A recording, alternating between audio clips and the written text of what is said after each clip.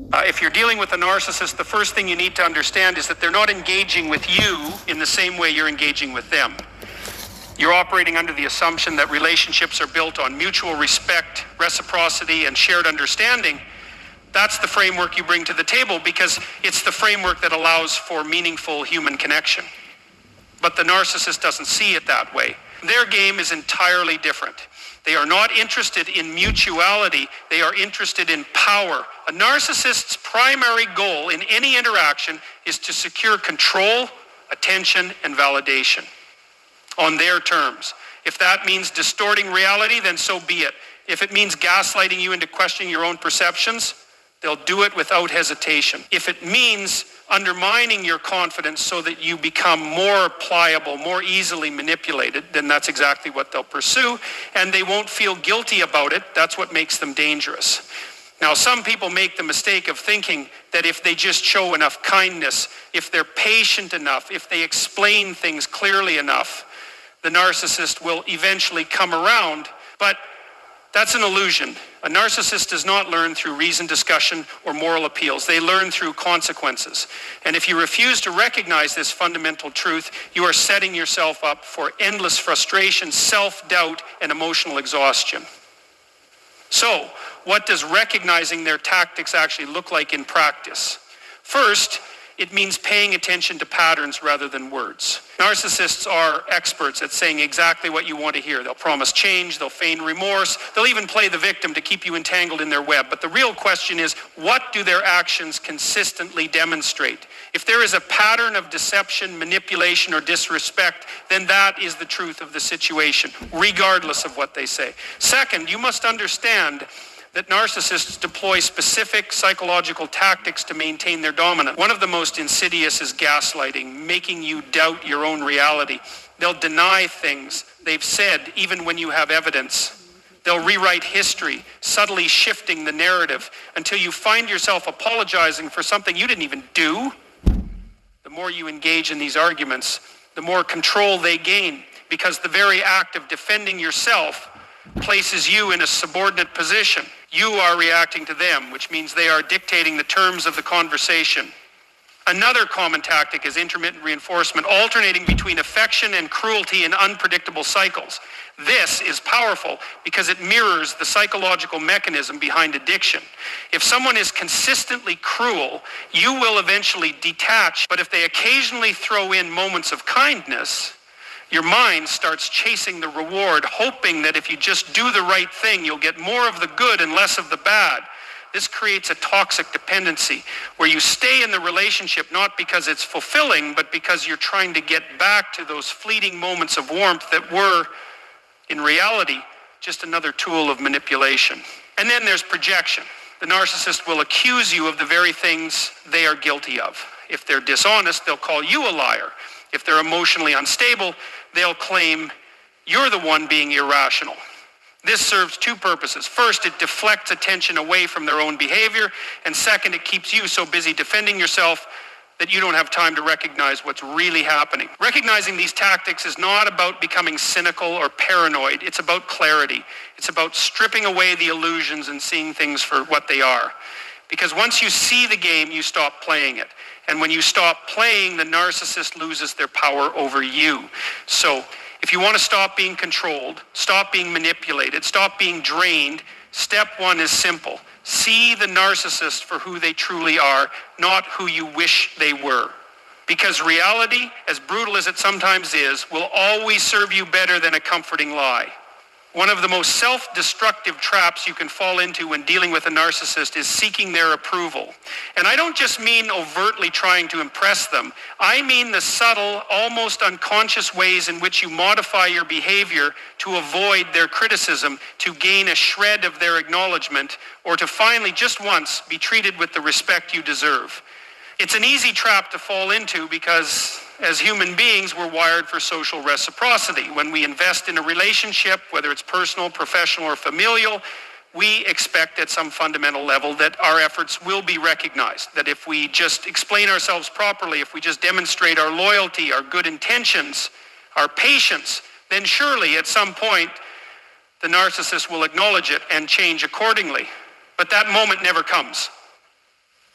That's because narcissists don't operate within the framework of reciprocity. They see your efforts not as a reason to respect you, but as confirmation that they control you.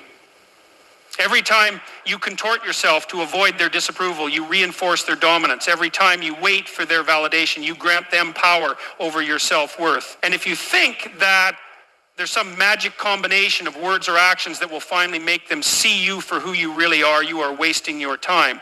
Because for them, the goalposts are always moving. The moment you think you've done enough, they'll find a new standard to hold you to, one they never intend for you to meet. It's not about you. That's the core realization.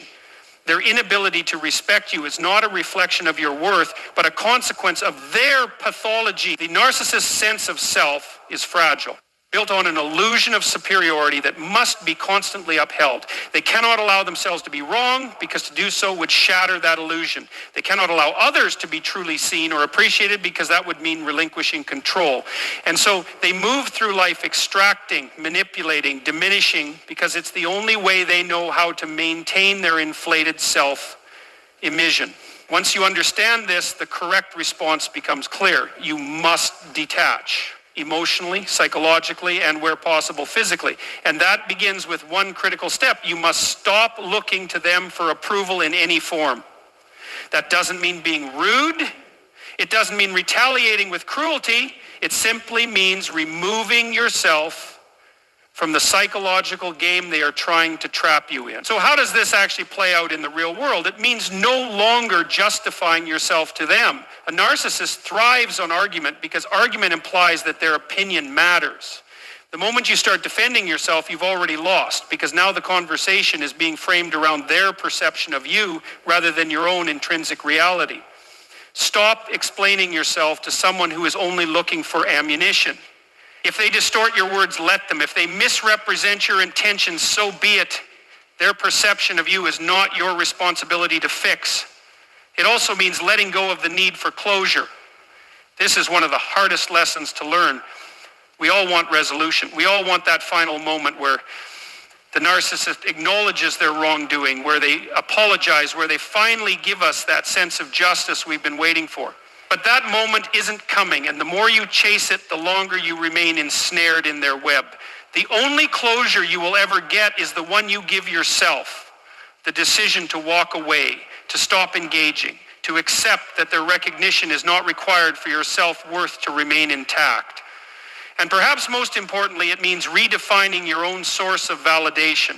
If you've spent years, maybe decades, adjusting your self-permission to fit the expectations of someone who is never capable of valuing you in the first place, then it's time to take that power back. Your worth is not something that exists at the mercy of another person's recognition. It is something you must claim for yourself.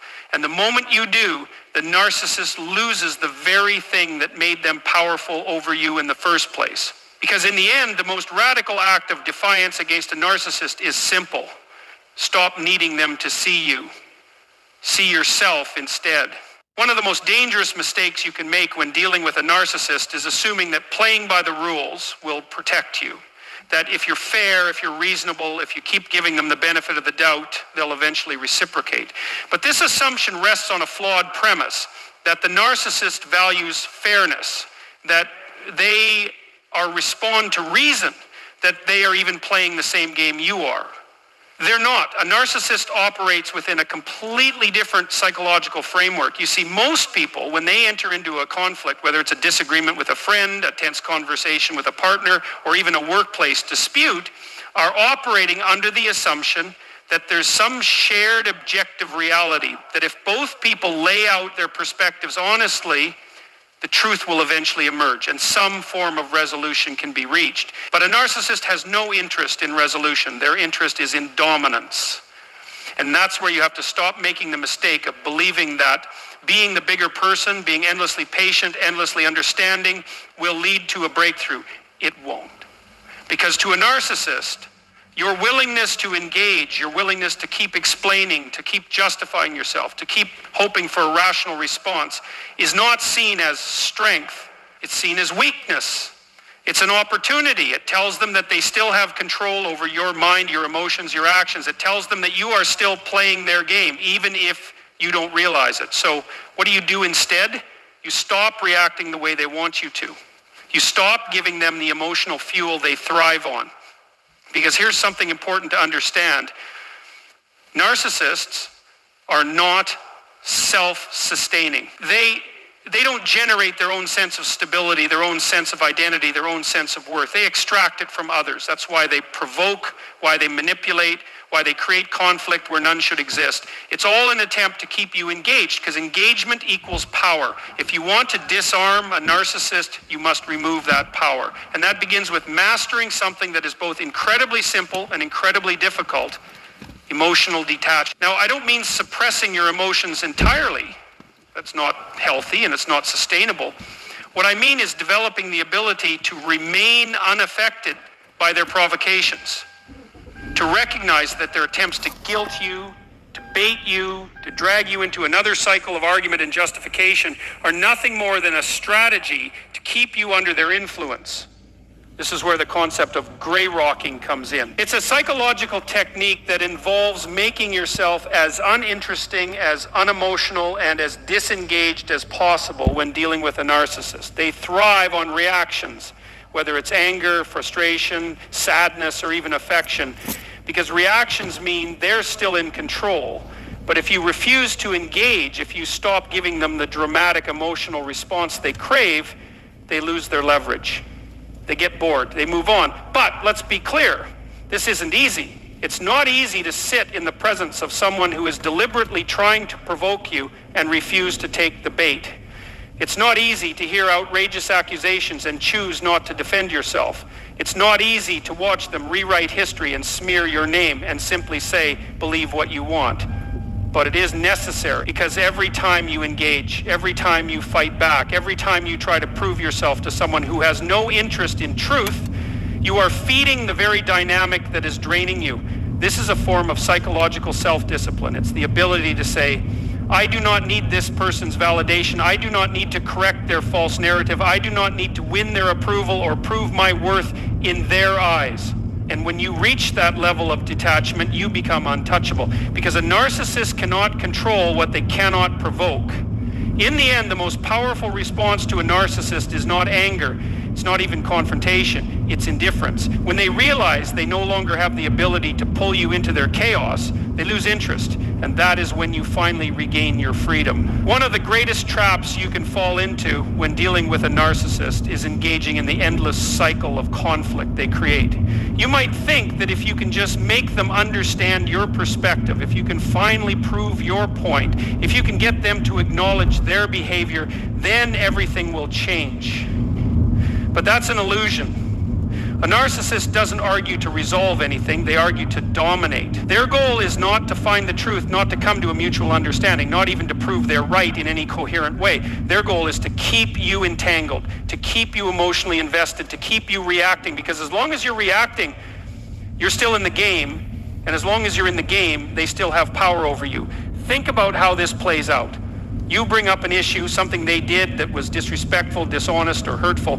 A normal person, even if they don't agree, would at least attempt to understand your perspective. They'd engage in good faith. But what does the narcissist do? They deflect. They shift the blame. They bring up something completely unrelated that you did 6 months ago. They twist your words. They accuse you of being the problem. And before you know it, you're no longer discussing the issue at hand. You're defending yourself. And that's where they win. Because the moment you start defending yourself, the conversation is no longer about their behavior. It's about proving your innocence. They've successfully turned the tables. Now you're on trial. Now you're expending all of your mental and emotional energy justifying yourself, while they sit back and watch you exhaust yourself in a battle that was never meant to be fair in the first place. So how do you stop this? How do you remove yourself from this psychological warfare? You learn to disengage. You stop justifying yourself. You stop explaining. You stop trying to win a debate that was never designed to be winnable. Now, that doesn't mean you let them walk all over you. It doesn't mean you tolerate abuse or stay silent in the face of injustice.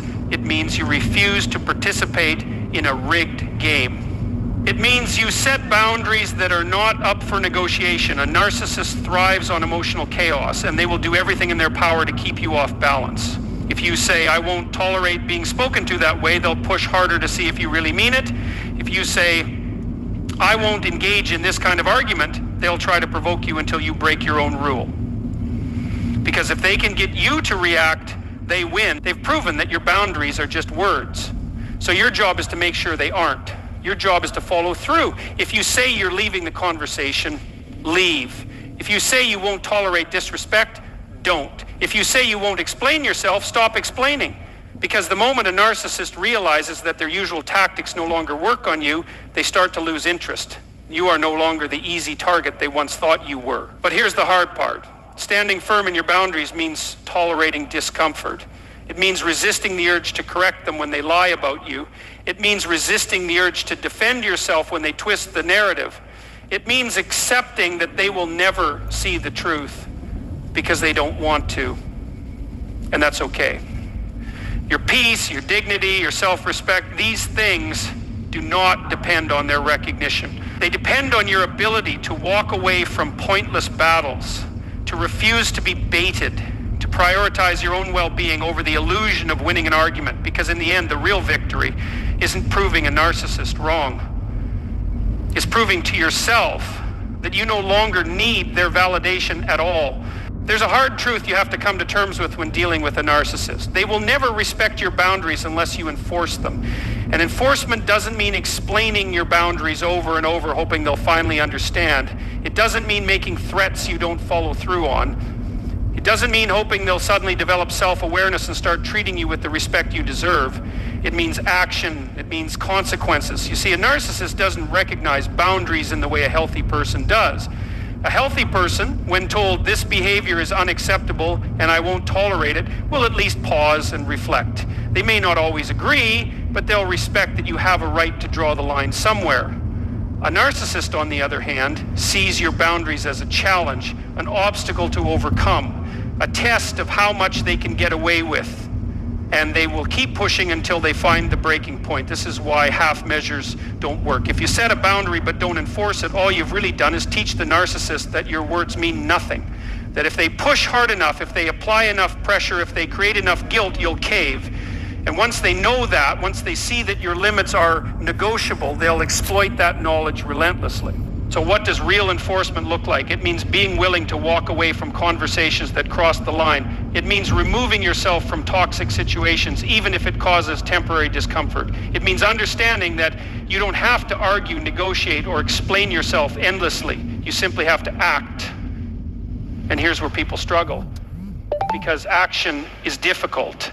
It's uncomfortable. There's a cost to it. Setting and enforcing boundaries means accepting that the narcissist will react badly, and they will. They will accuse you of being selfish, of being cruel, of being unreasonable. They will play the victim. They will lash out because they have no interest in respecting your boundaries. Their only interest is in making sure you feel guilty enough to drop them. And this is where you have to be strong enough to tolerate the discomfort of doing what's necessary. You have to accept that when you start enforcing boundaries, the narcissist will escalate. If they used to manipulate you subtly, they might start attacking you outright. If they used to guilt trip you, they might. If they used to rely on charm, they might switch to outright hostility. This is called an extinction burst, a last-ditch effort to regain control when they realize their usual tactics aren't working. And this is the moment where most people fail, because it's in this moment that the pressure feels unbearable. The accusations, the guilt, the manipulation, it all intensifies. And if you're not prepared for it, you'll give in. You know, think, maybe I'm being too harsh. Maybe I should just explain myself one more time. And the moment you do, the narcissist knows they still have control over you. They'll pull back, act as if everything's fine for a little while, and then slowly but surely start pushing again. The only way to break this cycle is to stop giving them a reason to believe they can change your mind, to make it clear through action, not words, that your boundaries are real, that they are not up for negotiation, and that violating them has consequences. That might mean cutting contact. It might mean disengaging emotionally. It might mean refusing to respond to provocations. Whatever the situation calls for, the key is consistency. Because in the end, boundaries are not about controlling the narcissist behavior. You will never control them. They will always do what serves their ego, their control. their power. Boundaries are about controlling your own behavior, about deciding what you will and will not tolerate, about choosing to remove yourself from situations that drain you, about prioritizing your own well-being over the illusion that you can change them.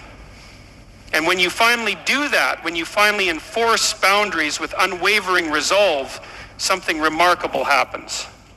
The narcissist loses their grip on you. Their power fades. You begin to reclaim something they were never meant to have in the first place: your autonomy, your dignity, your peace.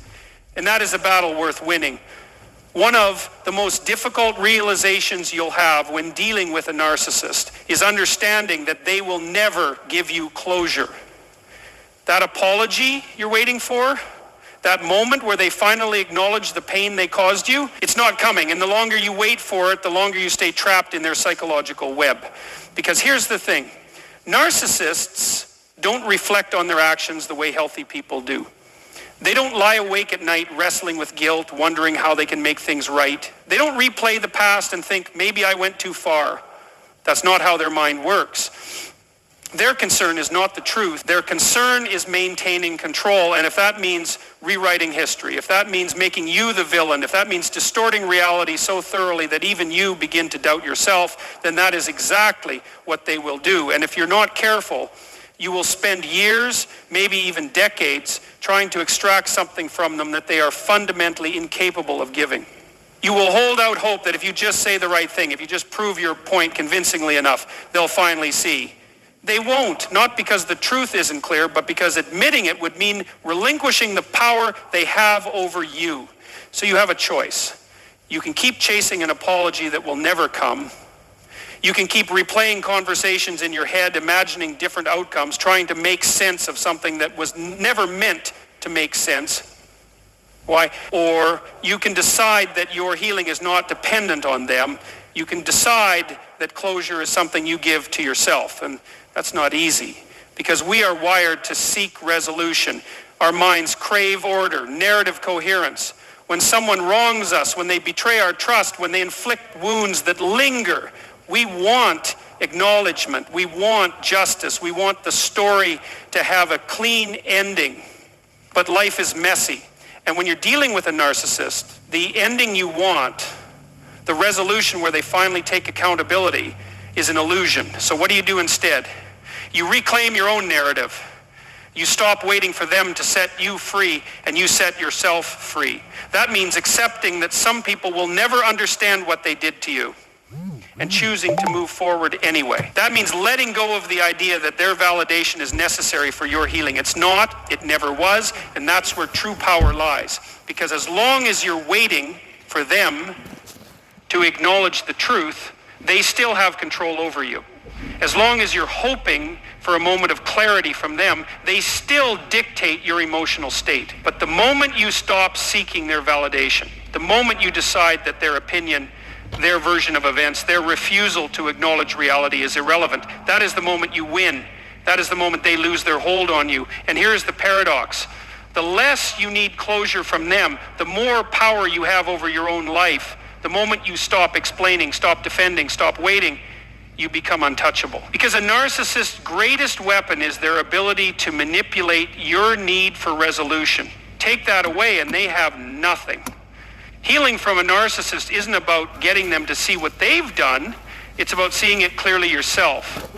It's about recognizing that their lack of accountability is not a reflection of your worth, but of their own brokenness. It's about understanding that closure doesn't come from them, it comes from you finally deciding that you don't need their permission to move on. And when you do that, when you truly let go, something remarkable happens. The weight they placed on you begins to lift.